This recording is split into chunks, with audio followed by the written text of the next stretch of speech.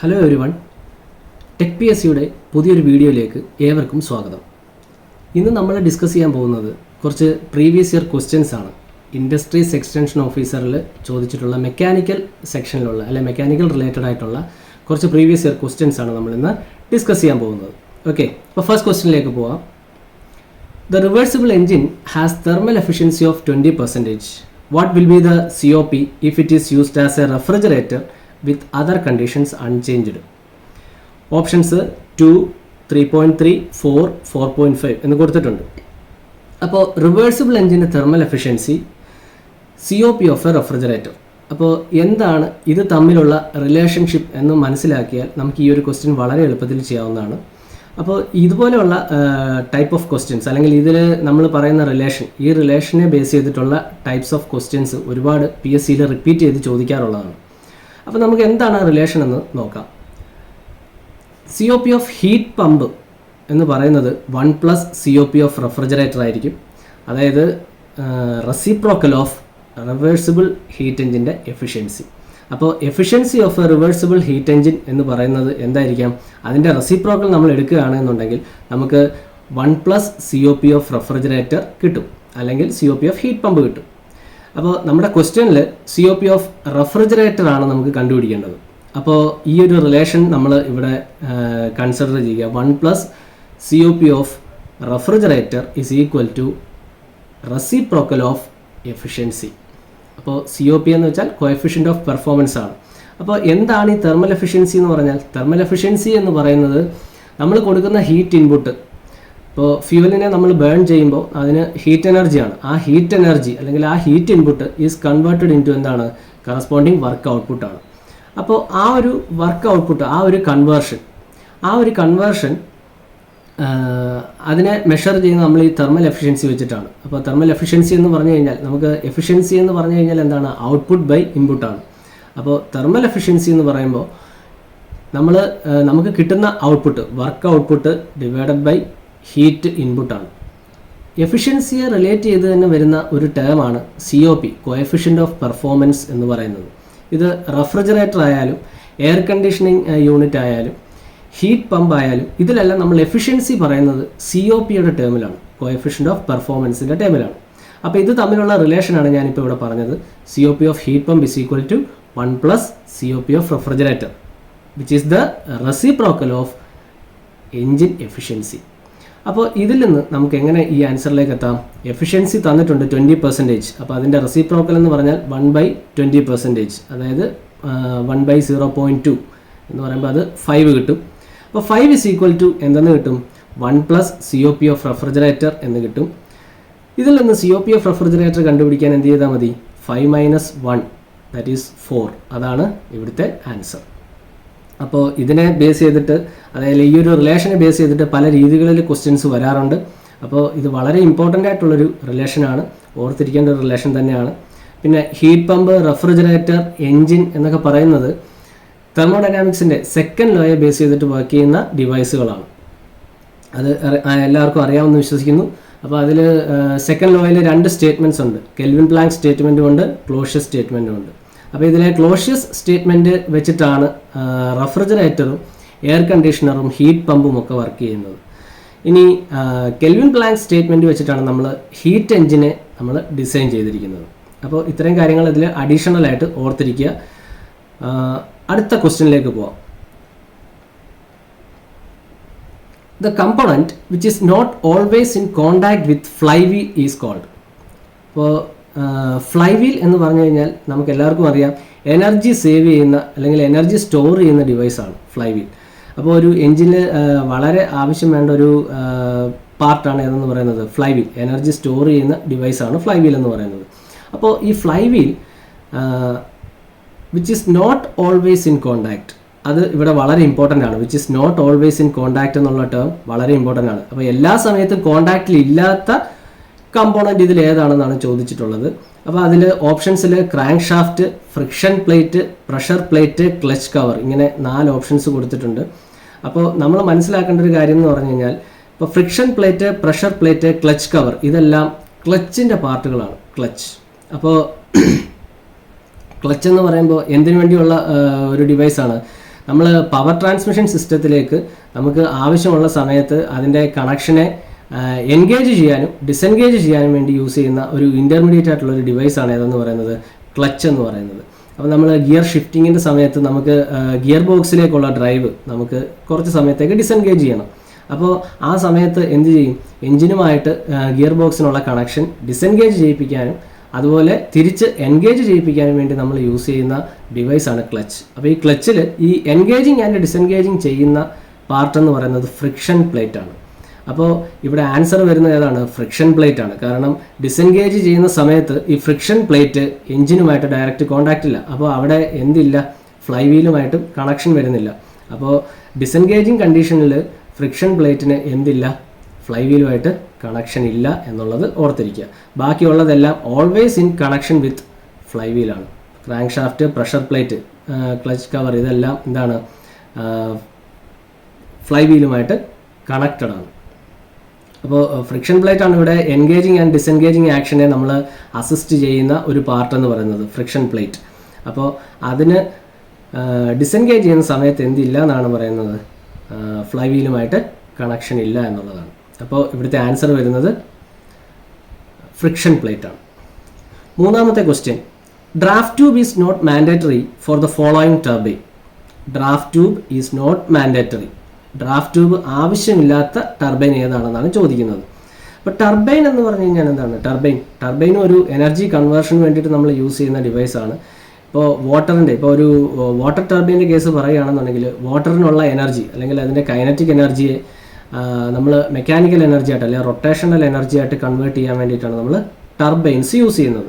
അപ്പോൾ ടർബൈൻസ് അതിൻ്റെ working പ്രിൻസിപ്പിളിനെ base ചെയ്തിട്ട് രണ്ടായിട്ട് ക്ലാസിഫൈ ചെയ്യാറുണ്ട്, ഇമ്പൾസ് ടർബൈനും റിയാക്ഷൻ ടർബൈനും. അപ്പോൾ ഇമ്പൾസ് ടർബൈൻ എന്ന് പറയുമ്പോൾ അവിടെ ഇമ്പൾസീവ് ആക്ഷനാണ് അല്ലെങ്കിൽ ഇമ്പൾസീവ് ഫോഴ്സാണ് അവിടെ ഈ എനർജി കൺവേർഷനെ ടേക്ക് പാർട്ട് ചെയ്യുന്ന എനർജി കൺവേർഷനെ അസിസ്റ്റ് ചെയ്യുന്നത്. ഈ ഏതാണ്?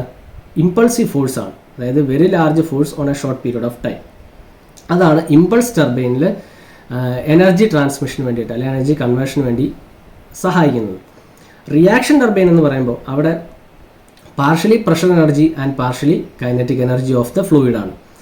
അപ്പോൾ ഇവിടെ ഓപ്ഷൻസിൽ Francis turbine, Kaplan turbine, Pelton wheel, Darrieus turbine, അപ്പോൾ ഇങ്ങനെ 4 ഓപ്ഷൻസ് ഇവിടെ തന്നിട്ടുണ്ട്. അപ്പോൾ Francis turbine, Kaplan turbine, Darrieus turbine എന്ന് പറയുന്ന ഒരു വിൻഡ് ടർബൈൻ ആണ് കേട്ടോ. അപ്പോൾ വിൻഡ് എനർജി കൺവേർഷൻ പ്ലാന്റിൽ യൂസ് ചെയ്യുന്ന ഒരു ടൈപ്പ് ഓഫ് ടർബൈനാണ് ഡെറൈസ് ടർബൈൻ. അപ്പോൾ ഈ 4 ഓപ്ഷൻസിൽ 3 ഓപ്ഷൻസും റിയാക്ഷൻ ടർബൈനാണ്. അപ്പോൾ റിയാക്ഷൻ ടർബൈൻ എന്ന് പറയുമ്പോൾ അതിൽ എക്സാമ്പിൾസ് വരുന്ന ഏതൊക്കെയാണ്? ഫ്രാൻസിസ് ടർബൈൻ വരും, കെപ്ലാൻ ടർബൈൻ വരും, ഡെറൈസ് ടർബൈൻ വരും. അപ്പോൾ ഇതെല്ലാം റിയാക്ഷൻ ടർബൈൻസ് ആണ്. അപ്പോൾ ഓർത്തിരിക്കേണ്ട ഒരു കാര്യം, ഡ്രാഫ്റ്റ് ട്യൂബ് എന്ന് പറയുന്നത് നമുക്ക് ആവശ്യം വരുന്നത് റിയാക്ഷൻ ടർബൈനിൽ മാത്രമാണ്. ഇമ്പൾസ് ടർബൈനിൽ ഡ്രാഫ്റ്റ് ട്യൂബിൻ്റെ ആവശ്യമില്ല. അപ്പോൾ ഇമ്പൾസ് ടർബൈൻ എക്സാമ്പിളാണ് ഇവിടെ ഏത്? പെൽട്ടൺ ടർബൈൻ എന്ന് പറയുന്നത്. അപ്പോൾ ഇതിൻ്റെ ആൻസർ ഏത് വരും? പെൽട്ടൺ ടർബൈൻ ആണ് ഇതിൻ്റെ ആൻസറായിട്ട് വരുന്നത്. അപ്പോൾ എന്താണ് ഈ ഡ്രാഫ്റ്റ് ട്യൂബ് അല്ലെങ്കിൽ ഈ ഫംഗ്ഷൻ ഓഫ് ഡ്രാഫ്റ്റ് ട്യൂബ് എന്താണ്? നമുക്ക് ടർബൈനിൽ നിന്ന് വെളിയിലേക്ക് വരുന്ന ലിക്വിഡ് അല്ലെങ്കിൽ വെളിയിലേക്ക് വരുന്ന ഫ്ലൂയിഡ് എന്ന് പറഞ്ഞാൽ അതിനും ഒരു പ്രഷറുണ്ട്. അപ്പോൾ ഈ പ്രഷർ ഡയറക്റ്റ് എക്സിറ്റിലേക്ക് മൂവ് ചെയ്യുമ്പോൾ അവിടെ ഒരു പ്രഷർ ഹെഡ് ഡെവലപ്പ് ചെയ്യും. അതായത് ഒരു വെളിയിലേക്ക് വളരെ ഫാസ്റ്റായിട്ട് അല്ലെങ്കിൽ വളരെ ഹൈ പ്രഷറിൽ വെളിയിലേക്ക് ഈ വാട്ടർ എക്സിറ്റ് ചെയ്യുന്ന സമയത്ത് ഒരു ബാക്ക് പ്രഷർ എക്സേർട്ട് ചെയ്യാനുള്ള ടെൻഡൻസി ഉണ്ട്. അപ്പോൾ ഈ ബാക്ക് പ്രഷർ എന്ന് പറഞ്ഞാൽ ടർബൈനിലേക്കാണ് എക്സേർട്ട് ചെയ്യുന്നത്. അപ്പോൾ ഈ ടർബൈനിലേക്ക് ഇങ്ങനെ റെഗുലറായിട്ട് ഒരു ബാക്ക് പ്രഷർ എൻഗേജ് ചെയ്യുമ്പോൾ അല്ലെങ്കിൽ ബാക്ക് പ്രഷർ ആക്ട് ചെയ്യുമ്പോൾ എന്ത് സംഭവിക്കും? ടർബൈൻ ബ്ലേഡ്സ് ഡാമേജ് ആവും, അതുപോലെ തന്നെ എഫിഷ്യൻസിയെയും അത് ബാധിക്കും. അപ്പോൾ ഇത് എലിമിനേറ്റ് ചെയ്യാനായിട്ട് ഏരിയ ഇൻക്രീസിംഗ് ആയിട്ടുള്ള ഒരു സെക്ഷൻ നമ്മൾ എവിടെ പ്രൊവൈഡ് ചെയ്യുന്നു? എക്സിറ്റിൽ പ്രൊവൈഡ് ചെയ്യുന്നു. ഈ സെക്ഷനെയാണ് ഡ്രാഫ്റ്റ് ട്യൂബ് എന്ന് പറയുന്നത്. അപ്പോൾ ഡ്രാഫ്റ്റ് ട്യൂബ് നമ്മൾ ഇംപ്ലിമെൻറ്റ് ചെയ്യുമ്പോൾ അല്ലെങ്കിൽ ഡ്രാഫ്റ്റ് ട്യൂബ് നമ്മൾ പ്രൊവൈഡ് ചെയ്യുമ്പോൾ എഫിഷ്യൻസി ഓഫ് ടർബൈന് നമുക്ക് ഇമ്പ്രൂവ് ചെയ്യാനായിട്ട് സാധിക്കും. അതാണ് ഡ്രാഫ്റ്റ് ട്യൂബിൻ്റെ ഒരു ഫംഗ്ഷൻ എന്ന് പറയുന്നത്. ഇനി നമ്മൾ പെൽട്ടൺ വീലാണ് ഇവിടെ ആൻസർ എന്ന് പറഞ്ഞു. അപ്പോൾ പെൽട്ടൺ വീലിൽ ഇതിൻ്റെ ഫിഗറാണ് ഈ കാണിച്ചിട്ടുള്ളത്, പെൽട്ടൺ വീൽ. അപ്പോൾ പെൽട്ടൺ വീലിൽ ഇവിടെ നമ്മൾ യൂസ് ചെയ്തിരിക്കുന്ന കേസിങ്ങിൻ്റെ ഇമ്പോർട്ടൻസ് എന്ന് പറയുന്നത് വാട്ടർ ഒരു ഹൈ വെലോസിറ്റി ജെറ്റിൽ കൂടെ ഈ ഒരു ടർബൈൻ്റെ ബ്ലേഡ്സ് അല്ലെങ്കിൽ ബക്കറ്റ്സിലേക്ക് വന്ന് ഹിറ്റ് ചെയ്യുമ്പോൾ ടർബൈൻ്റെ ബക്കറ്റ്സ് അല്ലെങ്കിൽ ബ്ലേഡ്സ് റൊട്ടേറ്റ് ചെയ്യും. അപ്പോൾ ഈ റൊട്ടേറ്റ് ചെയ്യുന്നതിൻ്റെ ഫലമായിട്ട് വാട്ടർ ഇവിടെ സ്പ്ലാഷ് ചെയ്യും. ഈ സ്പ്ലാഷ് ചെയ്യുന്ന വാട്ടർ വെളിയിലേക്ക് പോകാതിരിക്കാൻ വേണ്ടിയുള്ള ഒരു കവറിങ് മാത്രമാണ് ഇവിടുത്തെ കേസിംഗ് എന്ന് പറയുന്നത്. അപ്പോൾ casing just act as A cover. But in case of reaction turbine ആ കേസിങ്ങിന് വളരെ ഇമ്പോർട്ടൻസ് ഉണ്ട്. കാരണം കേസിങ് ഈ എനർജി ട്രാൻസ്മിഷനെ അസിസ്റ്റ് ചെയ്യുന്ന ഒരു പാർട്ടാണ്. കാരണം അവിടെ ഏരിയ ഇൻക്രീസിങ് ആയിട്ടുള്ള സെക്ഷൻ വരുന്നുണ്ട്. അപ്പോൾ അവിടെ പ്രഷർ ഇൻക്രീസ് ചെയ്യും. അപ്പോൾ ആ രീതിയിലാണ് അവിടുത്തെ എനർജി കൺവേർഷൻ നടക്കുന്നത്. അപ്പോൾ അതുകൊണ്ട് തന്നെ വെളിയിലേക്ക് വരുന്ന ഫ്ലൂയിഡിൻ്റെ പ്രഷർ എന്ന് പറഞ്ഞാൽ കുറച്ച് പ്രഷർ കൂടുതലായിരിക്കും കമ്പയർഡ് ടു അറ്റ്മോസ്ഫിയറിക് പ്രഷർ. അപ്പോൾ അതുകൊണ്ട് തന്നെ ഒരു ബാക്ക് പ്രഷർ ഈ എക്സിറ്റിൽ വരും. ഇവിടെ അങ്ങനെ ഒരു കേസ് ഇല്ല. കാരണം വാട്ടർ ഹിറ്റ് ചെയ്ത് നേരെ താഴേക്ക് ഈ ടെയിൽ സ്റ്റോക്ക് അല്ലെങ്കിൽ കളക്ടിങ് ടാങ്കിലേക്ക് അല്ലെങ്കിൽ കളക്ട് ചെയ്യുന്ന റിസർവോയറിലേക്ക് മൂവ് ചെയ്യുകയാണ്. അപ്പോൾ ഇവിടെ ഒരു ബാക്ക് പ്രഷറിൻ്റെ ഒരു ഇമ്പോർട്ടൻസ് അല്ലെങ്കിൽ ബാക്ക് പ്രഷർ എന്ന് പറയുന്ന ഒരു സാധനം ഇവിടെ വരുന്നില്ല. അപ്പോൾ അതാണ് പെൽട്ടൺ വീൽ ഇവിടെ ആൻസർ വരുന്നത്. അപ്പോൾ ഓർത്തിരിക്കുക, റിയാക്ഷൻ ടർബൈന് മാത്രമാണ് നമുക്ക് ഈ ഒരു ഡ്രാഫ്റ്റ് ട്യൂബ് എന്ന് പറഞ്ഞൊരു പാർട്ടിൻ്റെ ആവശ്യം വരുന്നത്. Next question, the wet bulb depression decreases as options humidity increases, humidity decreases, temperature becomes 0 degree Celsius, none of the above. അപ്പോൾ വെറ്റ് ബൾബ് ഡിപ്രഷൻ, അപ്പോൾ എന്താണ് വെറ്റ് ബൾബ് ഡിപ്രഷൻ എന്ന് നമ്മൾ ആദ്യം അറിഞ്ഞിരിക്കണം. വെറ്റ് ബൾബ് ഡിപ്രഷൻ, അപ്പോൾ ഇത് സൈക്രോമെട്രി എന്ന് പറയുന്ന ഒരു ബ്രാഞ്ചിലുള്ള കുറച്ച് ടേംസ് ആണ്, അല്ലെ സൈക്രോമെട്രിക് പ്രോപ്പർട്ടീസിൽ വരുന്ന കുറച്ച് ടേംസ് ആണ് ഈ wet bulb depression, dry bulb temperature, wet bulb temperature എന്നൊക്കെ പറയുന്നത്, അല്ലെങ്കിൽ റിലേറ്റീവ് ഹ്യൂമിഡിറ്റി. ഓക്കെ, അപ്പോൾ സൈക്രോമെട്രി എന്ന് പറഞ്ഞാൽ പ്രോപ്പർട്ടീസ് ഓഫ് എയർ, അതിനെപ്പറ്റി സ്റ്റഡി ചെയ്യുന്ന, അപ്പോൾ വെറും എയർ അല്ല, മോയിസ്റ്റ് എയർ ആണ്. അപ്പോൾ study of properties of moist air, അതിനെയാണ് സൈക്രോമെട്രി എന്ന് പറയുന്നത്. അപ്പോൾ ഇതിൻ്റെ ഈ എയറിൻ്റെ പ്രോപ്പർട്ടീസ് ആണ് സൈക്രോമെട്രിക് പ്രോപ്പർട്ടീസ് എന്ന് നമ്മൾ പറയുന്നത്. മോയിസ്റ്റ് എയറിൻ്റെ പ്രോപ്പർട്ടീസ് ആണ് സൈക്രോമെട്രിക് പ്രോപ്പർട്ടീസ്. അപ്പോൾ അതിൽ ഒരെണ്ണമാണ് വെറ്റ് ബൾബ് ഡിപ്രഷൻ. അപ്പോൾ dry bulb temperature, wet bulb temperature, അപ്പോൾ എന്താണെന്ന് ആദ്യം അറിയണം. അപ്പോൾ ഡ്രൈ ബൾബ് ടെമ്പറേച്ചർ എന്ന് പറഞ്ഞാൽ temperature measured by an ordinary thermometer is called dry bulb temperature. നമ്മളൊരു സാധാരണ തെർമോമീറ്റർ വെച്ച് മെഷർ ചെയ്യുന്ന ടെമ്പറേച്ചർ എന്ന് പറയുന്നത് എന്തായിരിക്കും? അത് ഡ്രൈ ബൾബ് ടെമ്പറേച്ചർ ആയിരിക്കും.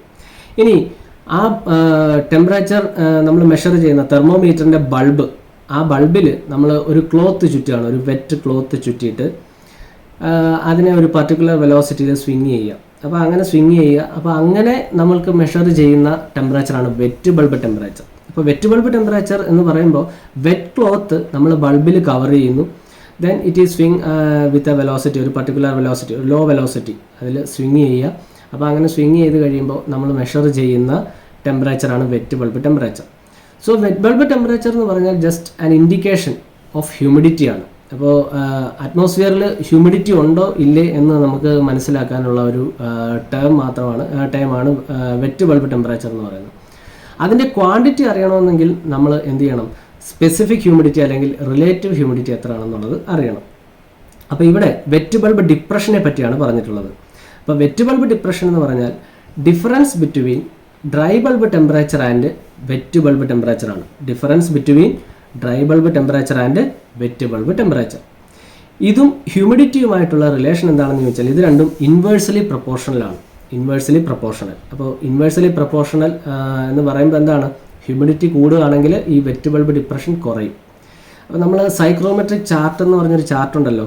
അപ്പോൾ ഈ ചാർട്ടിൽ വെറ്റ് ബൾബ് ടെമ്പറേച്ചർ ലൈൻസ് എന്ന് പറയുന്നത് ഇൻക്ലൈൻഡ് ലൈൻസ് ആണ്. റിലേറ്റീവ് ഹ്യൂമിഡിറ്റി ലൈൻസ് എന്ന് പറയുന്നത് കർവ്ഡ് ലൈൻസ് ആണ്. അതായത് സാച്ചുറേഷൻ കർവിന് എലോങ് ആയിട്ട് വരുന്ന കർവ്ഡ് ലൈൻസ് ആണ് റിലേറ്റീവ് ഹ്യൂമിഡിറ്റി ലൈൻസ്. അപ്പോൾ വെറ്റ് ബൾബ് ടെമ്പറേച്ചർ കുറയുന്നതനുസരിച്ചിട്ട്, വെറ്റ് ബൾബ് ടെമ്പറേച്ചർ കുറയുമ്പോൾ അവിടെ നമുക്ക് ആ ചാർട്ടിൽ ചെക്ക് ചെയ്താൽ നമുക്ക് അറിയാൻ സാധിക്കും എന്താണ്? റിലേറ്റീവ് ഹ്യൂമിഡിറ്റി കൂടി വരും. അതായത് സാച്ചുറേഷൻ കർവിൽ റിലേറ്റീവ് ഹ്യൂമിഡിറ്റിയുടെ വാല്യൂ എന്ന് വെച്ചാൽ 100% ആണ്. അപ്പോൾ എന്താണ് സാച്ചുറേഷൻ കർവ് അല്ലെങ്കിൽ സാച്ചുറേറ്റഡ് എയർ എന്നൊക്കെ ഉള്ളത് എല്ലാവർക്കും അറിയാമെന്ന് വിശ്വസിക്കുന്നു. സാച്ചുറേറ്റഡ് എയർ എന്ന് പറഞ്ഞാൽ എന്താണ്?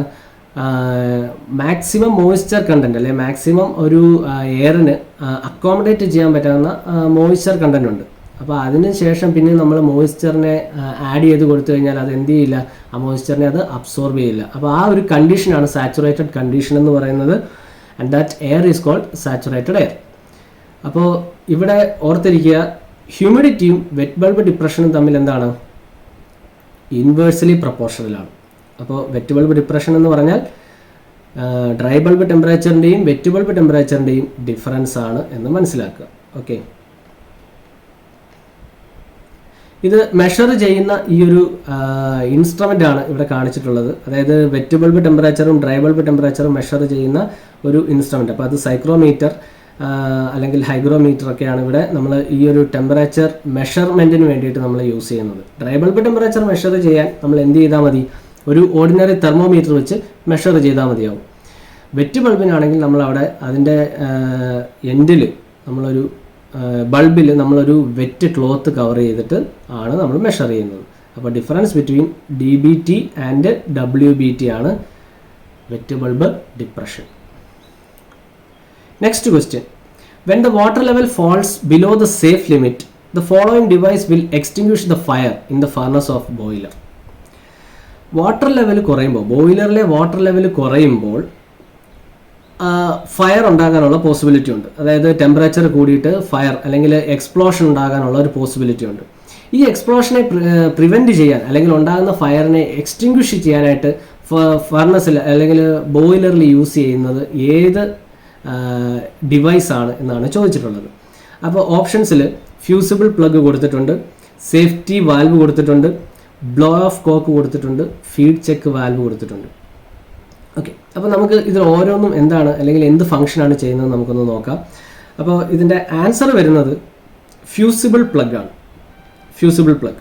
അപ്പോൾ ഫ്യൂസിബിൾ പ്ലഗ് എന്ന് പറയുമ്പോൾ നമ്മൾ ഏതെങ്കിലും കാരണവശാൽ ബോയിലർ അല്ലെങ്കിൽ ഫർണസ് ഓവർ ഹീറ്റിംഗ് ആയാൽ അല്ലെങ്കിൽ വാട്ടർ കണ്ടൻറ്റ് കുറവാണ്, അപ്പോൾ അങ്ങനെ അല്ലെങ്കിൽ വാട്ടറിൻ്റെ ലെവൽ കുറഞ്ഞത് വഴി ടെമ്പറേച്ചർ ഓവറായിട്ട് കൂടി, അപ്പോൾ അങ്ങനെ ഒരു കണ്ടീഷൻ വരുന്ന കേസിൽ എക്സ്പ്ലോഷൻ ഉണ്ടാകാനുള്ള പോസിബിലിറ്റി ഉണ്ട്. അപ്പോൾ ഇതിനെ പ്രിവെൻറ്റ് ചെയ്യാനായിട്ട് നമ്മൾ യൂസ് ചെയ്യുന്നതാണ് ഫ്യൂസിബിൾ പ്ലഗ് എന്ന് പറയുന്നത്. അപ്പോൾ ആ ഒരു പ്ലഗ് ഉണ്ട്, ഇതാണ് ആ ഒരു ഫിഗർ എന്ന് പറയുന്നത്. അപ്പോൾ ആ ഒരു പ്ലഗ് എന്ത് ചെയ്യുന്നു? ഈ ഒരു പ്ലഗ് ഹൈ ടെമ്പറേച്ചർ വരുന്ന സമയത്ത് ഇത് ഫ്യൂസ് ആയതിനു ശേഷം എന്ത് ചെയ്യും? വാട്ടറിനെ ഇതിലേക്ക് അക്കോമഡേറ്റ് ചെയ്യും. വാട്ടർ ഈ ഒരു പാസേജ് വഴി അക്കോമഡേറ്റ് ചെയ്യുകയാണ് ചെയ്യുന്നത്. അപ്പോൾ ഇവിടെ വേറൊരു ക്വസ്റ്റ്യൻ കൂടി സാധാരണ ചോദിക്കാറുണ്ട്. ഫ്യൂസിബിൾ പ്ലഗിൻ്റെ അല്ലെങ്കിൽ fusible plug is made of, അല്ലെങ്കിൽ ഫ്യൂസിബിൾ പ്ലഗിൻ്റെ ബോഡി ഈസ് മെയ്ഡ് ഓഫ് ഏത് മെറ്റീരിയൽ ആണെന്ന് ചോദിച്ചിട്ടുണ്ട്. അപ്പോൾ അതും നിങ്ങൾ അറിഞ്ഞിരിക്കുക, ഗൺ മെറ്റലാണ് എന്ന് ഓർത്തിരിക്കുക. Gun metal. അപ്പോൾ ഗൺ മെറ്റൽ എന്ന് പറഞ്ഞ ഒരു അലോയ് ആണ്. കോപ്പറിൻ്റെയും ടിൻ്റെയും സിങ്കിൻ്റെയും കൂടി ഒരു അലോയ് ആണ് ഗൺ മെറ്റൽ. അപ്പോൾ ഈ ഗൺ മെറ്റൽ കൊണ്ടാണ് ഫ്യൂസിബിൾ പ്ലഗിൻ്റെ ബോഡി ഉണ്ടാക്കിയിട്ടുള്ളത്. ഓക്കെ, അപ്പോൾ ഫ്യൂസിബിൾ പ്ലഗ് ആണ് ഇവിടുത്തെ ആൻസർ. വാട്ടർ കണ്ടൻറ്റ് അല്ലെങ്കിൽ വാട്ടർ ലെവൽ കുറയുന്ന ഒരു കണ്ടീഷൻ വന്നാൽ ഫ്യൂസിബിൾ പ്ലഗ് എന്ത് ചെയ്യും? ഫ്യൂസ് ചെയ്യും. അടുത്തത് സേഫ്റ്റി വാൽവ് എന്ന് പറയുമ്പോൾ നമ്മൾ പ്രഷർ കുക്കേഴ്സിലൊക്കെ ഉള്ള ആ ഒരു വിസിൽ അതുപോലെ തന്നെയാണ് ഈ സേഫ്റ്റി വാൽവ് എന്ന് പറയുന്നത്. അതായത് പ്രഷർ എക്സീഡ്സ് എ ലിമിറ്റ് അങ്ങനെ ആണെന്നുണ്ടെങ്കിൽ ഈ due to the upstream pressure this valve moves upwards, അല്ലെങ്കിൽ ഓട്ടോമാറ്റിക്കലി ഇതിനകത്തുള്ള പ്രഷർ വെളിയിലേക്ക് റിലീസാവും. ഓക്കെ, അപ്പോൾ ഒരു ത്രഷോൾഡ് വാല്യൂ അല്ലെങ്കിൽ ഡിസൈൻഡ് വാല്യൂ എത്തുന്നത് വരെ എന്ത് ചെയ്യും? ഈ വാൽവ് ഓപ്പൺ കണ്ടീഷനിലിരിക്കുകയും അതർ കണ്ടീഷൻസിൽ ഇത് ക്ലോസ്ഡ് ആയിട്ട് ഇരിക്കുകയും ചെയ്യും. അപ്പോൾ അതാണ് സേഫ്റ്റി വാൽവ് എന്ന് പറയുന്നത്. അപ്പോൾ ഇതും ഒരു സേഫ്റ്റി പർപ്പസിന് വേണ്ടിയിട്ട് യൂസ് ചെയ്യുന്ന ഒരു വാൽവാണ് അല്ലെങ്കിൽ ഒരു ഡിവൈസാണ്. Okay, safety valve. അടുത്തത് ബ്ലോ ഓഫ് കോക്കാണ്. ബ്ലോ ഓഫ് കോക്ക് എന്ന് പറയുന്നത് നമ്മൾ ഇപ്പോൾ ഓയിലൊക്കെ ഒഴിക്കുന്ന ടാങ്ക്, അതിൻ്റെ താഴെയായിട്ട് ചെറിയൊരു വാൽവ് ഉണ്ടാവും. അത് എന്തിനു വേണ്ടിയാണെന്ന് വെച്ച് കഴിഞ്ഞാൽ നമുക്ക് ഡ്രെയിൻ ഔട്ട് ചെയ്യാൻ വേണ്ടിയിട്ടാണ്. അപ്പോൾ ഓയിലിനെ ഡ്രെയിൻ ഔട്ട് ചെയ്യണം, അല്ലെങ്കിൽ അതിനകത്തുള്ള ഇമ്പ്യൂരിറ്റീസിനെ വെളിയിലേക്ക് കളയണം. നമ്മൾ പഴയ ഓയിൽ റിമൂവ് ചെയ്തിട്ട് പുതിയ ഓയിൽ ഒഴിക്കുന്നു. അപ്പോൾ ഈ സമയത്ത് നമ്മൾ എന്ത് ചെയ്യും? അകത്തുള്ള ഇമ്പ്യൂരിറ്റീസിനെയും ആ അൺവാണ്ടഡ് ആയിട്ടുള്ള അല്ലെങ്കിൽ ആ ഇമ്പ്യൂർ ആയിട്ടുള്ള ഓയിലിനെയും നമ്മൾ ഡ്രെയിൻ ഔട്ട് ചെയ്ത് കളയണം. അപ്പോൾ അതിന് വേണ്ടിയിട്ട് താഴെ ഒരു വാൽവ് പ്രൊവൈഡ് ചെയ്തിട്ടില്ലേ?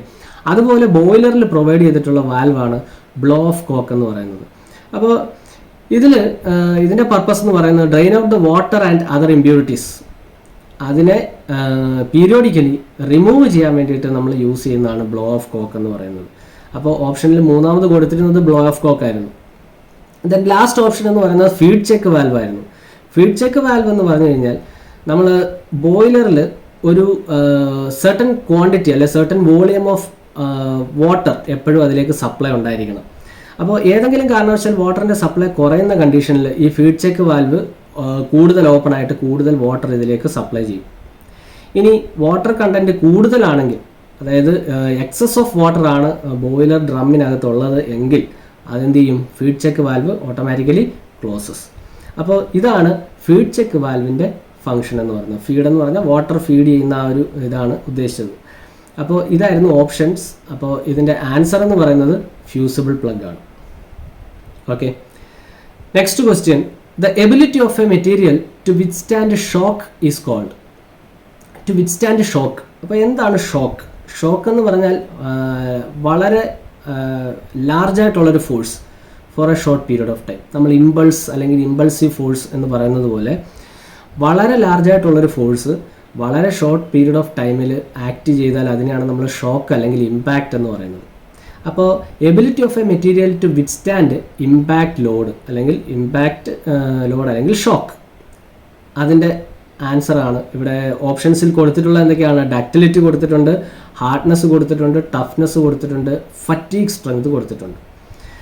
അപ്പോൾ ഇതിൽ ഉത്തരം ടഫ്നെസ് ആണ്, ടഫ്നെസ്.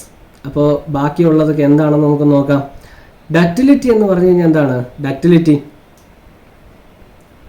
എബിലിറ്റി ടു സ്ട്രെച്ച് അല്ലെങ്കിൽ draw into thin wires.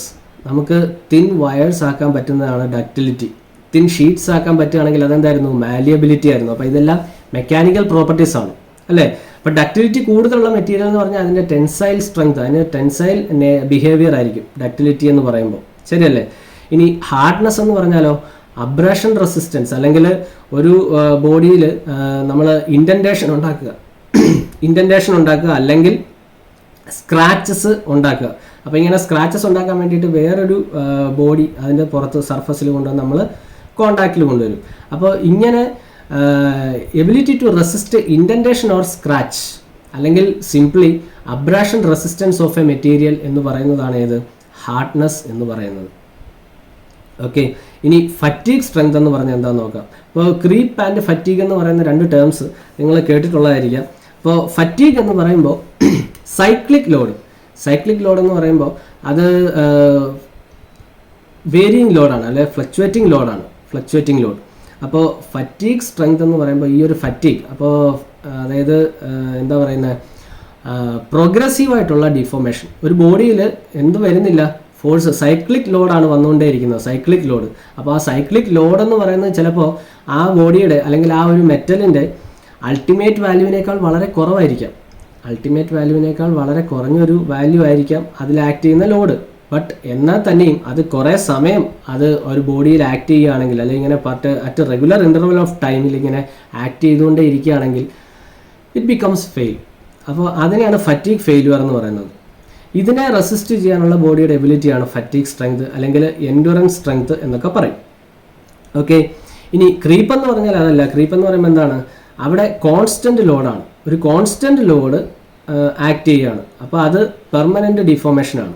അപ്പോൾ അതാണ് ക്രീപ്പ് എന്ന് പറയുന്നത്. അപ്പോൾ ഇവിടെ ഫറ്റീഗ് സ്ട്രെങ്തും ഓപ്ഷനിൽ കൊടുത്തിട്ടുണ്ടായിരുന്നു. അപ്പോൾ ഇതിൽ ഉത്തരം വരുന്ന ഏതാണ്?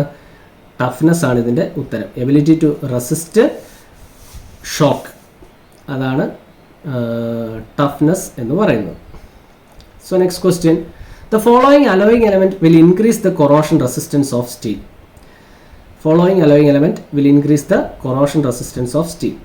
അപ്പോൾ ഓപ്ഷൻസിൽ ടൈറ്റാനിയം കൊടുത്തിട്ടുണ്ട്, ക്രോമിയം കൊടുത്തിട്ടുണ്ട്, നിക്കൽ കൊടുത്തിട്ടുണ്ട്, മാംഗനീസ് കൊടുത്തിട്ടുണ്ട്.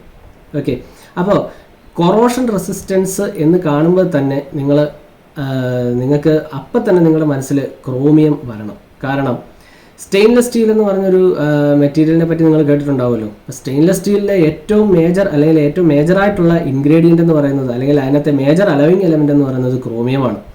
അപ്പോൾ ക്രോമിയമാണ് അതിൽ ഏറ്റവും കൂടുതൽ പെർസെൻറ്റേജിലുള്ളത്. അപ്പോൾ ക്രോമിയത്തിൻ്റെ പർപ്പസ് തന്നെ എന്താണ്? കൊറോഷനെ പ്രിവെൻറ്റ് ചെയ്യുക എന്നുള്ളതാണ്, കൊറോഷൻ.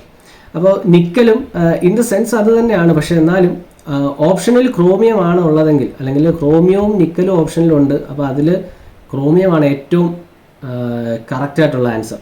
ഈ ഒരു ക്വസ്റ്റ്യനിൽ ക്രോമിയം ഇല്ലായിരുന്നുവെങ്കിൽ നമുക്ക് നിക്കൽ എഴുതാം. ഓക്കെ, അപ്പോൾ കൊറോഷൻ റെസിസ്റ്റൻസ് ഇമ്പ്രൂവ് ചെയ്യുന്ന അല്ലെങ്കിൽ കൊറോഷൻ റെസിസ്റ്റൻസ് ഇൻക്രീസ് ചെയ്യാൻ വേണ്ടി നമ്മൾ യൂസ് ചെയ്യുന്ന അല്ലെങ്കിൽ ആഡ് ചെയ്യുന്ന അലോയിങ് എലമെൻറ്റ് ഏതാണെന്ന് ചോദിച്ചാൽ ഏതാണ്?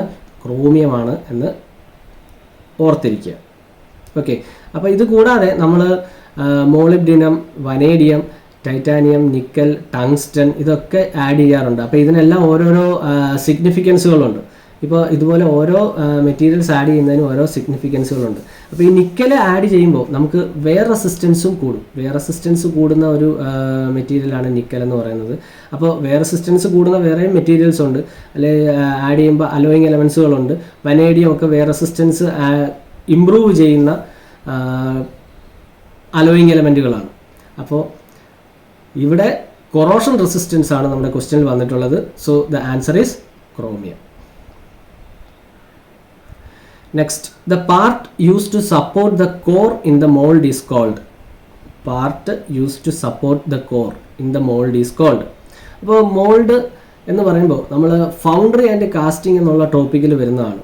ഫൗണ്ടറി, അപ്പോൾ നമുക്കറിയാം കാസ്റ്റിംഗ് എന്ന് പറഞ്ഞാൽ എന്താണ്, നമ്മൾ ഡിഫറെൻറ്റ് ഷേപ്സിൽ നമുക്ക് ആവശ്യമായിട്ടുള്ള ഷേപ്സിൽ നമ്മൾ ഒന്നുകിൽ സാൻഡിൽ അല്ലെങ്കിൽ ഏതെങ്കിലും ഒരു മീഡിയത്തിൽ നമ്മൾ എന്ത് ചെയ്യും, ഒരു മോൾഡ് ക്യാവിറ്റി ഉണ്ടാക്കിയെടുത്തതിന് ശേഷം ആ ഒരു മോൾഡ് ക്യാവിറ്റിയിലേക്ക് നമ്മൾ മോൾട്ടൺ മെറ്റലിനെ ഉരുക്കി ഒഴിക്കുക, അല്ലെങ്കിൽ മെറ്റലിനെ മോൾട്ടൺ സ്റ്റേജിലാക്കിയതിന് ശേഷം ആ ഒരു ക്യാവിറ്റിയിലേക്ക് ഫില്ല് ചെയ്യുക. ദെൻ ഫില്ല് ചെയ്ത് കഴിയുമ്പോൾ അത് സോൾഡിഫിക്കേഷൻ കഴിഞ്ഞ് കഴിയുമ്പോൾ എന്ത് കിട്ടും, നമുക്ക് ആവശ്യമായിട്ടുള്ള ഷേപ്പിലേക്ക് നമുക്ക് കിട്ടും. ശരിയല്ലേ? അപ്പോൾ അതാണ് കാസ്റ്റിംഗ് എന്ന് പറയുന്നത്. അപ്പോൾ ഇവിടെ ഓപ്ഷൻസിൽ ചാപ്ലെറ്റ്സ് കൊടുത്തിട്ടുണ്ട്, സ്ലിക്ക്, ലിഫ്റ്റർ, ബൈൻഡർ എന്നൊക്കെ പറഞ്ഞ് കൊടുത്തിട്ടുണ്ട്. ഓക്കെ, അപ്പോൾ ഈ ഒരു ഓപ്ഷനിൽ നിന്ന് തന്നെ നമ്മൾ മനസ്സിലാക്കേണ്ടത് സ്ലിക്ക്, ലിഫ്റ്റർ എന്നൊക്കെ പറയുന്നത് ഫൗണ്ടറിയിൽ യൂസ് ചെയ്യുന്ന ടൂൾസാണ്. ബൈൻഡർ എന്ന് പറയുമ്പോൾ നമ്മൾ അതായത് സാൻഡ് പ്രോപ്പറായിട്ട് സ്റ്റിക്ക് ചെയ്തിരിക്കാൻ വേണ്ടിയിട്ട് നമ്മൾ ആഡ് ചെയ്ത് കൊടുക്കുന്നതാണ് ബൈൻഡർ. ബൈൻഡ് ചെയ്തിരിക്കുക എന്ന് വെച്ചാൽ ഇത് സ്റ്റിക്ക് ചെയ്തിരിക്കുക. അപ്പോൾ അതിന് വേണ്ടിയിട്ട് നമ്മൾ കൊടുക്കുന്ന അഡിറ്റീവുകളാണ് ബൈൻഡേഴ്സ് എന്ന് പറയുന്നത്. ചാപ്ലെറ്റ് ആണ് ഇവിടെ വരുന്ന ആൻസർ എന്ന് പറയുന്നത്. അപ്പോൾ ചാപ്ലെറ്റ്സ് ആണ് ഇവിടുത്തെ ഉത്തരം. Part use to support the core. അപ്പോൾ എന്താണ് കോർ? അതായത് ഇവിടെ ഒരു ഫിഗറിൽ നിന്ന് നമുക്ക് അതെന്താണെന്ന് നമുക്ക് നോക്കാം. നമ്മൾ അറിയേണ്ട ഒരു കാര്യം എന്ന് പറഞ്ഞാൽ മോൾഡിംഗ് ഫ്ലാസ്ക് എന്ന് പറയുമ്പോൾ അവിടെ 2 ബോക്സുകളുണ്ടാവും. മെയിൻലി 2 ബോക്സുകളാണുള്ളത്. ഡ്രാഗ് എന്ന് പറഞ്ഞൊരു ബോട്ടം ബോക്സും കോപ്പ് എന്ന് പറയുന്നൊരു ടോപ്പ് ബോക്സും ഉണ്ടായിരിക്കും. ഓക്കെ, അപ്പോൾ ഇവിടെ നമുക്ക് ഈ ഒരു കാണുന്നതാണ്, ഈ ഒരു ടി ഷേപ്പിൽ കാണുന്നതാണ് നമ്മളുടെ ഫൈനൽ പ്രൊഡക്റ്റ്. ഇതിനകത്ത് നമുക്കൊരു ഹോള് അല്ലെങ്കിൽ ഒരു ഹോളോ ക്യാവിറ്റി നമുക്ക് ആവശ്യമായിട്ടുണ്ട്.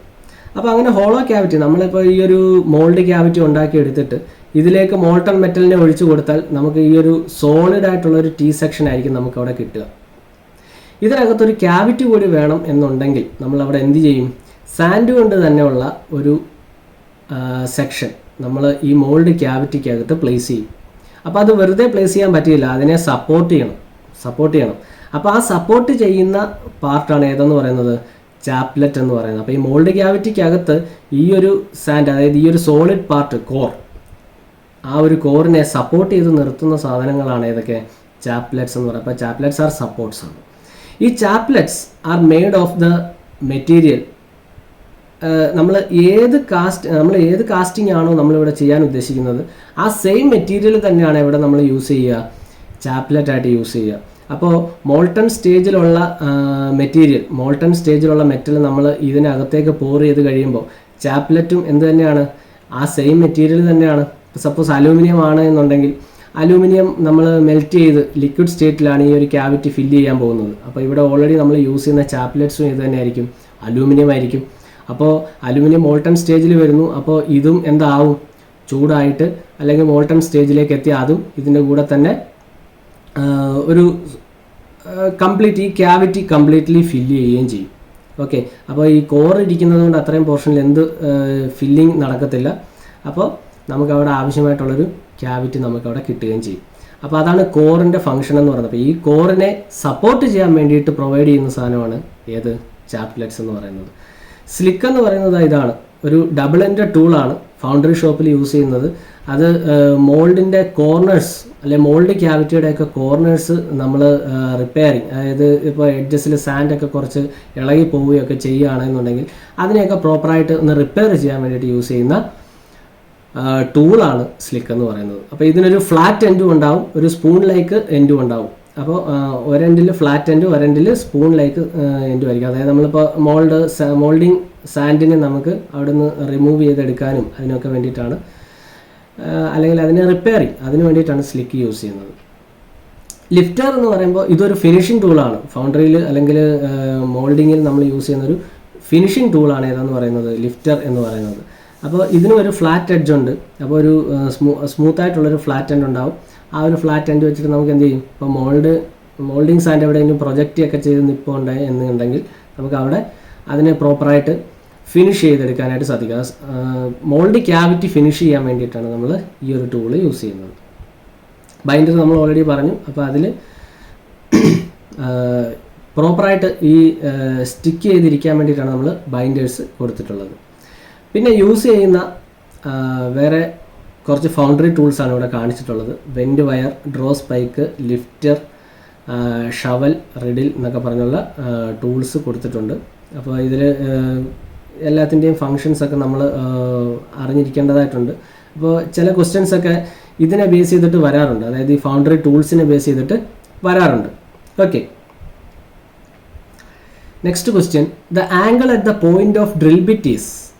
Angle at the point of drill bit, അതായത് point angle of drill bit എത്രയാണെന്നാണ് ചോദിക്കുന്നത്. ഇത് മിക്ക പി എസ് സിയുടെ ക്വസ്റ്റ്യൻസ് എടുത്ത് നോക്കിയാലും അതിലെല്ലാം ഈ ഒരു ക്വസ്റ്റ്യൻ എങ്ങനെയെങ്കിലും ഉണ്ടാവും. അപ്പോൾ ഇവിടെ ഓപ്ഷൻസിൽ 102 ഡിഗ്രി, 118 ഡിഗ്രി, 130 ഡിഗ്രി, 135 ഡിഗ്രി ഇങ്ങനെ കൊടുത്തിട്ടുണ്ട്. ഓക്കെ, അപ്പോൾ ഇതിൻ്റെ ഉത്തരം 118 ഡിഗ്രിയാണ്, 118 ഡിഗ്രിയാണ്. ഓക്കെ, ഇനി ഈ ക്വസ്റ്റ്യൻ വേറൊരു രീതിയിലാണ് ചോദിച്ചതെന്ന് വിചാരിക്കുക. The angle at the point of drill bit for hard മെറ്റീരിയൽസിന് ഡ്രില്ല് ചെയ്യാൻ വേണ്ടിയിട്ട് നമ്മൾ യൂസ് ചെയ്യുന്ന ഡ്രില്ലിൻ്റെ പോയിന്റ് ആംഗിൾ എത്ര ആണെന്ന് ചോദിച്ചാൽ അത് 135 ഡിഗ്രിയാണ്. 135 ഡിഗ്രി. അപ്പോൾ ജനറൽ പോയിന്റ് ആംഗിൾ എന്ന് പറയുന്നത് 118 ഡിഗ്രിയാണ്. അതാണ് ഇവിടുത്തെ ആൻസർ. അപ്പോൾ ഇവിടെ വേറെ അങ്ങനെ സ്പെസിഫിക് ആയിട്ട് പറഞ്ഞിട്ടൊന്നുമില്ല. Angle at the point of drill bit അല്ലെങ്കിൽ point angle of drill bit എത്രയാണെന്ന് മാത്രമേ ചോദിച്ചിട്ടുള്ളൂ. അപ്പോൾ അവിടെ നമ്മൾ എന്ത് മാത്രം മതി, അല്ലെങ്കിൽ ഏത് മാത്രം, അവിടെ സ്പെസിഫിക് ആയിട്ട് അല്ലെങ്കിൽ സ്പെഷ്യൽ കണ്ടീഷൻസ് ഒന്നും പറഞ്ഞിട്ടില്ല. അപ്പോൾ അതുകൊണ്ട് തന്നെ ആൻസർ എത്ര ആയിരിക്കും, 118 ഡിഗ്രി ആയിരിക്കും. അപ്പോൾ നോർമലി 2 പോയിന്റ് ആംഗിൾസ് ആണ് നമ്മൾ യൂസ് ചെയ്യാറുള്ളതെന്നും കൂടി അറിഞ്ഞിരുന്നോണം. 118 ഡിഗ്രിയും 135 ഡിഗ്രിയും. അതിൽ 135 degree is used for drilling harder materials എന്നുള്ളതും ഓർത്തിരിക്കുക. അപ്പോൾ ഇതാണ് പോയിന്റ് ആംഗിൾ എന്ന് പറയുന്നത്. പോയിന്റ് ആംഗിൾ ഇവിടെ ഒരു സെൻട്രൽ ആക്സിസ് ഉണ്ട്. ഈ ആക്സിസിൻ്റെ പകുതി 59, ബാക്കി പകുതി 59. അപ്പോൾ ഇത് കംപ്ലീറ്റ്ലി ആണ് ഇൻക്ലൂഡഡ് ആംഗിൾ അല്ലെങ്കിൽ പോയിന്റ് ആംഗിൾ എന്ന് പറയുന്നത്. അപ്പോൾ ഇതിലെ 59 എന്ന് പറയുന്നത് ലിപ്പ് ആംഗിൾ എന്ന് പറയും, lip angle. Okay, so next question, the process of embossing the diamond shaped pattern on work piece is called. Process of embossing the diamond shaped pattern on work piece is called. 4 options ഉണ്ട്: chamfering, parting, facing, knurling. അപ്പോൾ ഈ 4 option കൊടുത്തിട്ടുള്ള 4 ഓപ്ഷനുകളും ലെയ്ത്തിൽ ചെയ്യുന്ന operations ആണ്, lathe operations ആണ്. Various lathe operations ഉണ്ട്: turning, taper turning, facing, parting, chamfering, അതുപോലുള്ള ത്രെഡ് കട്ടിങ്, ഇങ്ങനെയൊക്കെയുള്ള ഓപ്പറേഷൻസ് ചെയ്യുന്നുണ്ട്. അപ്പോൾ ഈ 4 എണ്ണം കൊടുത്തിട്ടുണ്ട്. അപ്പോൾ ഇതിൽ ഉത്തരം നേളിംഗ് ആണ് വരുന്നത്, നേളിംഗ്. അപ്പോൾ നേളിംഗ് എന്ന് പറഞ്ഞാൽ ഇതാണ്, ഇവിടെ ഇതുപോലെ റൗണ്ട് ആയിട്ടുള്ള സെക്ഷൻസ്, ഇവിടെയൊക്കെ നമ്മൾ ഗ്രിപ്പ് കിട്ടാൻ വേണ്ടിയിട്ട് നമ്മൾ പ്രൊവൈഡ് ചെയ്യുന്ന അല്ലെങ്കിൽ നമ്മളിങ്ങനെ കൊടുത്തിട്ടുള്ള എംബോസ്ഡ് ഡയമണ്ട് ഷേപ്ഡ് പാറ്റേൺ ആണ് ഏതെന്ന് പറയുന്നത്. ഈ ഡയമണ്ട് ഷേപ്പിലുള്ള ഈ ഒരു പാറ്റേണിനെയാണ് നേളിംഗ് പ്രോസസ്സ് എന്ന് പറയുന്നത്, ഇത് പ്രൊവൈഡ് ചെയ്യുന്നത്. അപ്പോൾ ഇത് യൂസ് ചെയ്യുന്നത് ഒരു സ്പെഷ്യലി ഡിസൈൻഡ് ടൂളാണ്, നേളിംഗ് ടൂൾ എന്ന് വെച്ചാൽ ഈ ഒരു ടൂൾ വെച്ചിട്ട് ലെയ്ത്തിൽ ചെയ്യുന്നൊരു ഓപ്പറേഷനാണ്. അപ്പോൾ അതാണ് നേളിംഗ്. പക്ഷേ ചാംഫറിങ് എന്ന് പറഞ്ഞാൽ എന്താണ്, എഡ്ജസ്, അതായത് ഷാർപ്പായിട്ടുള്ള എഡ്ജസിനെ നമുക്ക് റിമൂവ് ചെയ്യാനായിട്ട് അല്ലെങ്കിൽ ആ എഡ്ജസ് ഒന്ന് ബിവൽ ചെയ്യാൻ വേണ്ടിയിട്ടാണ് നമ്മൾ ഈ ഒരു ചാംഫറിങ് എന്ന് പറഞ്ഞ പ്രോസസ്സ് യൂസ് ചെയ്യുന്നത്. അപ്പോൾ ചാംഫറിങ്ങിന് വേറൊരു പേരുമുണ്ട്, ബെവലിംഗ് എന്നും പറയും, ബെവലിംഗ്. അപ്പോൾ ബെവലിംഗ് സാധാരണ രീതിയിൽ ചെയ്യുന്നത് 45 ഡിഗ്രിയിലാണ് ചെയ്യുന്നത്. ഓക്കെ, അപ്പോൾ 45 ഡിഗ്രിയിലാണ് ചെയ്യുന്നതെങ്കിൽ അതിനെ നമ്മൾ ബെവലിംഗ് എന്ന് പറയും. അപ്പോൾ അതല്ല സം അതർ ആംഗിൾ ആണെങ്കിൽ അതിനെ ചാംഫറിങ് എന്നാണ് പറയുന്നത്. പാർട്ടിങ് എന്ന് പറയുമ്പോൾ നമ്മൾ സെപ്പറേറ്റ് ചെയ്യുന്ന പ്രോസസ്സാണ്. അതായത് ഇത് പാർട്ടിംഗ് ആണ്. അപ്പോൾ ഇവിടെ ഒരു ഷാർപ്പ് എഡ്ജഡ് ആയിട്ടുള്ള ഒരു ടൂള് വെച്ചിട്ടാണ് നമ്മളിവിടെ പാർട്ടിംഗ് ഓപ്പറേഷൻ ചെയ്യുന്നത്. അപ്പോൾ it's a type of similar to that of cutting. അതുപോലെ വരുന്നതാണ് പാർട്ടിംഗ് ഓഫ് 2 പാർട്ടുകളാക്കുക അല്ലെങ്കിൽ സെപ്പറേറ്റ് ചെയ്യുന്ന പ്രോസസ്സാണ് പാർട്ടിംഗ് എന്ന് പറയുന്നത്. ഇതും ലെയ്ത്തിൽ ചെയ്യുന്നൊരു ഓപ്പറേഷനാണ്. ദെൻ ഫേസിംഗ് എന്ന് പറയുമ്പോൾ flat or smooth surface provide ചെയ്യുന്നു. അതായത് ഇതിൻ്റെ കോർണർ അല്ലെങ്കിൽ എൻഡിൽ നമ്മൾ ഫ്ലാറ്റായിട്ടുള്ള സർഫസ് ജനറേറ്റ് ചെയ്യുന്നതിനെയാണ് നമ്മൾ ഫേസിങ് എന്ന് പറയുന്നത്. അപ്പോൾ ഇവിടെ ഡയമണ്ട് ഷേപ്ഡ് പാറ്റേൺ പ്രൊവൈഡ് ചെയ്യുന്ന ഏതാണെന്നാണ് ചോദിച്ചത്. അപ്പോൾ അവിടെ ഉത്തരം ഏതാണ് വരുന്നത്? നേളിംഗ് ആണ്. വേരിയസ് ലെയ്ത്ത് ഓപ്പറേഷൻസ് ആണ് ഇവിടെ കാണിച്ചിട്ടുള്ളത്. Turning, facing, chamfering, thread cutting, spinning, grooving, അങ്ങനെ ഡിഫറെൻറ്റ് ഓപ്പറേഷൻസ് നമ്മൾ ലെയ്ത്തിൽ ചെയ്യാറുണ്ട്. So last question, the octane number of the following fuel is 100. Octane number 100 ആയിട്ട് കീപ്പ് ചെയ്യുന്നത് ഇതിൽ ഏത് ഫ്യൂവലാണ് എന്നാണ് ചോദിച്ചിട്ടുള്ളത്. Normal, heptane, cetane, butane, isooctane, ഇങ്ങനെ 4 ഓപ്ഷൻസ് നമുക്കിവിടെ കൊടുത്തിട്ടുണ്ട്. ഓക്കെ, അപ്പോൾ ഇതിൽ octane number and cetane number, അപ്പോൾ നമ്മൾ ഇവിടെ ചോദിച്ചിട്ടുള്ള എന്താണ്? Octane number of the following fuel. അപ്പോൾ നമ്മൾ ഓർത്തിരിക്കേണ്ട ഒരു കാര്യം, സ്റ്റാൻഡേർഡ് ലിക്വിഡ്സ് ഒക്ടേൻ നമ്പർ ടെസ്റ്റിൽ നമ്മൾ യൂസ് ചെയ്യുന്ന സ്റ്റാൻഡേർഡ് ലിക്വിഡ്സ് ഏതൊക്കെയാണ്? ഐസോ ഒക്ടേൻ ആൻഡ് നോർമൽ ഹെപ്റ്റെയിൻ ആണ്. ഐസോ ഒക്ടേനും നോർമൽ ഹെപ്റ്റെയിനും. അപ്പോൾ ഐസോ ഒക്ടേൻ എന്ന് പറയുന്നത്, ഐസോ ഒക്ടേൻ്റെ വാല്യൂ 100, അതായത് ഐസോ ഒക്ടേൻ്റെ വാല്യൂ 100 ആണെങ്കിൽ അതിന് എക്സലൻ്റ് നോക്ക് റെസിസ്റ്റൻസ് ആയിരിക്കും. Excellent knocking resistance. അപ്പോൾ isooctane assigned a value of 100 for its excellent knock resistance. പക്ഷേ നോർമൽ ഹെപ്റ്റെയിൻ്റെ വാല്യൂ 0 ആക്കുക for its poor knock resistance. അപ്പോൾ നോർമൽ ഹെപ്റ്റെയിൻ കൂടുതലാണ്, അതായത് നോർമൽ ഹെപ്റ്റെയിൻ്റെ വാല്യൂ ഫ്യൂവലിൽ കൂടുതലാണ് എന്നുണ്ടെങ്കിൽ നോക്കിംഗ് എന്നുള്ളൊരു ഡിഫക്റ്റ് ഉണ്ടാകും, നോക്കിംഗ് ഡിഫക്റ്റ് ഉണ്ടാകും. അപ്പോൾ എപ്പോഴും നോർമൽ ഹെപ്റ്റെയിൻ്റെ വാല്യൂ എന്തായിരിക്കണം? 0യുടെ അടുത്ത് വേണം നമ്മൾ കീപ്പ് ചെയ്യാൻ. ഐസോ ഒക്ടേൻ എന്ന് പറയുമ്പോൾ അതിന് നോക്ക് റെസിസ്റ്റൻസ് കൂടുതലായതുകൊണ്ട് നമ്മൾ അത് കൂടുതലായിട്ട്, അതായത് ഫ്യൂവൽ കൂടുതൽ എന്തുണ്ടായിരിക്കണം? ഐസോ ഒക്ടേൻ്റെ വാല്യൂ കൂടുതലായിരിക്കണം. അപ്പോൾ ഇവിടെ ഉത്തരം വരുന്നത് ഐസോ ഒക്ടേൻ ആണ്. ഐസോ ഒക്ടേൻ.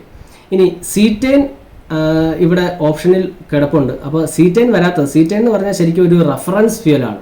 സീറ്റെയിൻ ഒരു റഫറൻസ് ഫ്യൂവലാണ്. സീറ്റെയിനും അതുപോലെ ആൽഫ മീഥൈൽ നാഫ്തലിൻ, ഇത് രണ്ടും എന്താണ്? റഫറൻസ് ഫ്യൂവലാണ്. നമ്മളിപ്പോൾ സീറ്റെയിൻ നമ്പർ, ഒക്ടേൻ നമ്പർ ഒക്കെ ആ നമ്പറിലേക്ക് എത്തിച്ചേരുന്നത് ഇതുപോലെ, അതായത് ഒരു കമ്പയർ ചെയ്തിട്ടാണ്, കമ്പാരിസണിലൂടെയാണ്. അപ്പോൾ ആ ഒരു കമ്പാരിസൺ ആണ് നമ്മളിവിടെ, കമ്പാരിസൺ നടത്താൻ വേണ്ടി നമ്മൾ യൂസ് ചെയ്യുന്ന റഫറൻസ് ഫ്യൂവലുകളാണ് ഏതൊക്കെ? സീറ്റെയിനും ആൽഫ മീഥൈൽ നാഫ്തലീനും ഒക്കെ. അപ്പോൾ ഇവിടെ നമ്മളോട് ചോദിച്ചിട്ടുള്ളത് octane number of the fuel is 100, ഏത് ഫ്യൂവലാണെന്നാണ് ചോദിച്ചിട്ടുള്ളത്. അപ്പോൾ ഇത് റഫറൻസ് ഫ്യൂവലാണ്. ഇപ്പോൾ സീറ്റെയിൻ അല്ല, നോർമൽ ഹെപ്റ്റെയിൻ വരില്ല. കാരണം നോർമൽ ഹെപ്റ്റെയിൻ കൂടുതലായാൽ എന്ത് സംഭവിക്കുക? നോക്കിംഗ് കൂടുതലാവും. അപ്പോൾ ഐസോ ഒക്ടേൻ ആണ് ഇവിടുത്തെ ആൻസറായിട്ട് വരുന്നത്. ഇനി ബ്യൂട്ടെയിൻ എന്ന് പറയുന്നത് ഒരു ഓൾട്ടർനേറ്റ് ഫ്യൂവലാണ്, ഇപ്പോൾ ഗേഷ്യസ് ഫ്യൂവലാണ് അല്ലേ. അപ്പോൾ ബ്യൂട്ടെയിൻ ഒരു ഹൈഡ്രോ കാർബൺ ഫ്യൂവലാണ്. അപ്പോൾ അതിൻ്റെ കേസിൽ നമ്മൾ എന്ത് പറയുന്നില്ല, ഈ പറയുന്ന പോലെ സീറ്റെയിൻ നമ്പർ അല്ലെങ്കിൽ സീറ്റെയിൻ നമ്പർ, ഒക്ടേൻ നമ്പർ എന്നുള്ള വാല്യൂസ് നമ്മളവിടെ പറയേണ്ട ആവശ്യം വരുന്നില്ല. അപ്പോൾ ലിക്വിഡ് ഫ്യൂവൽസിലാണ് നമ്മൾ കൂടുതലായിട്ട്, നിങ്ങൾക്കറിയാം പെട്രോൾ ആൻഡ് ഡീസൽ, അതിലാണ് നമ്മൾ ഈ ഒക്ടേൻ നമ്പറും സീറ്റെയിൻ നമ്പറും ഒക്കെ പറയാറുള്ളത് അല്ലേ. അപ്പോൾ അതിൽ ഈ നമ്മുടെ ഓപ്ഷനിൽ എന്ത് വരുന്നില്ല, ഈ ബ്യൂട്ടെയിൻ എന്ന് പറയുന്നത് ഒരു ഗേഷ്യസ് ഫ്യൂവലാണ്. അപ്പോൾ അതുകൊണ്ട് അത് ഇവിടെ നമ്മൾ കൺസിഡർ ചെയ്യേണ്ട കാര്യമില്ല. അപ്പോൾ ഇവിടുത്തെ ആൻസർ എന്ന് പറയുന്നത് ഏതായിരിക്കും? ഐസോ ഒക്ടേൻ ആയിരിക്കും. ഓക്കെ, അപ്പോൾ ഇതിൻ്റെ കൂടുതൽ ക്വസ്റ്റ്യൻസുമായിട്ട് നമുക്ക് ഇനിയൊരു വീഡിയോയിൽ കാണാം. Thank you.